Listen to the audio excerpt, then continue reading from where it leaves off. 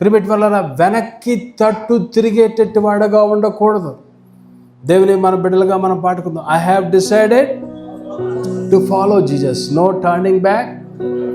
The cross before me, the world behind me. అది ఎక్కడ రాశారు తెలుసా పాట?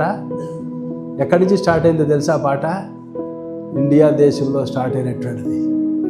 మిషనరీస్గా ఇండియా దేశానికి వచ్చినప్పుడు కొంతమంది ఆ మేఘాలయ, అస్సాం మేఘాలయ ఉంది కదా, ఆ మేఘాలయ ప్రాంతానికి వాళ్ళు వెళ్ళినప్పుడు అక్కడ మిషనరీస్ వర్క్లో భయంకరటువంటి ఒక తెగ గ్రూప్ ఉంది. అక్కడ మేఘాలయలో ఉండేటువంటి విలేజ్లో గారో అనేటువంటి ఒక తెగ అనేటువంటిది అక్కడ ఉందంట, గారో తెగ. ఆ తెగలో ఉండేటువంటి వారు చాలా భయంకరటువంటి వారు, క్రూరముగా ఉండేటువంటి వారు. సో ఈ మిషనరీస్ వర్క్కి అక్కడ ఉండేటువంటి ఒక ఫ్యామిలీ, నొక్సెంగ్ అనేటువంటి వ్యక్తి తన భార్య దేవుని వెంబడించడం స్టార్ట్ చేసినారు. గోరో అనేటువంటి తెగ సంబంధించినటువంటి వారిలో నొక్సెంగ్ అనేటువంటి వ్యక్తి దేవుని వెంబడించడం ప్రారంభించినారు.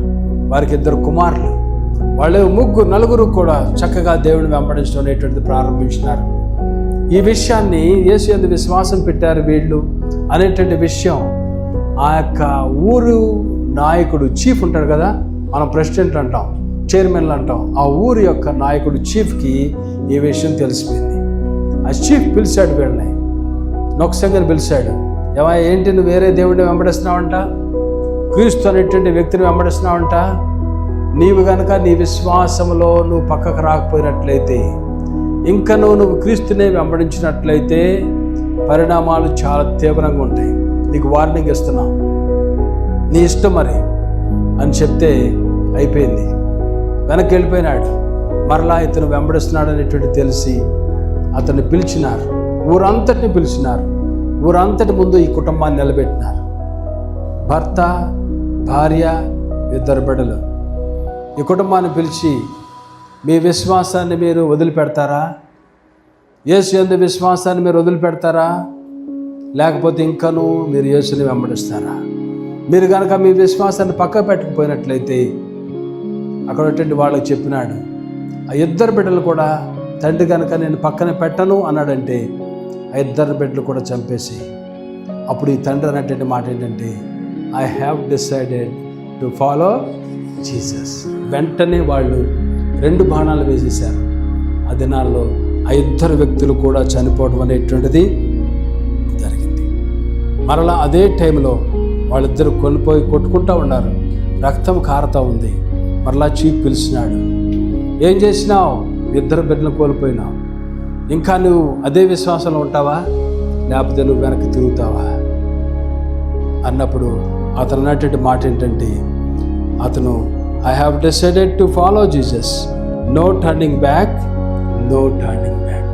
వెంటనే బాణాన్ని వేసేసినారు. ఆ 2 బిడ్డలతో పాటు భార్య కూడా పడిపోయింది, రక్తం కారిపోతూ చనిపోయింది. దాని తర్వాత మరలా చీఫ్ మరలా ఒక ఛాన్స్ ఇస్తున్నాను, నీ కళ్ళ ముందే 2-3 చనిపోయినారు, నువ్వేం చేస్తావు? నీ విశ్వాసాన్ని నువ్వు పక్కకు మడుస్తావా, లేకపోతే నీ యేసుని వెంబడిస్తావా? అప్పుడు అతను అనేటువంటి మాట ఏంటంటే, the cross before me, the world behind me. I have decided to follow Jesus, no turning back, no turning back. వెంటనే బాణాలు వెళ్ళిపోయినాయి. ఆ వ్యక్తికి కూడా హార్ట్ దగ్గర కొట్టుకుంది బాణం, అలాగనే కింద పడిపోయినాడు. ఒకే కుటుంబము ప్రిమిట్ వాళ్ళరా, they have decided to follow Jesus, no turning back, no turning back. ఆ రీతిగా ఆ కుటుంబము దేవుని కొరకు వారి జీవితాలను పణముగా, వారి ప్రాణాలను పణముగా వాళ్ళు అర్పించినారు. ఈ వార్త తెలిసినటువంటి చూసినటువంటి వారందరిలో ఒక రకమైనటువంటి కార్యం జరగటం ప్రారంభించింది. ఏంటి వీళ్ళు ఎంతగా నిష్టగా యేసునే వెంబడిస్తామనేటువంటి రీతిలో ఎందుకు వాళ్ళు అలాగా కాంక్రీట్లో భక్తి చేసిన వారు ఉన్నారు అని వాళ్ళు సెర్చ్ చేయటం, వాళ్ళు అనేకమైనటువంటి తెలుసుకున్న తర్వాత ఆ ఊరంతా కూడా యేసుని వెంబడించడం స్టార్ట్ అయిపోయింది. ఈ విషయం ఆ చీఫ్కి కూడా తెలిసిపోయింది. ఓ ఎంత మార్పా!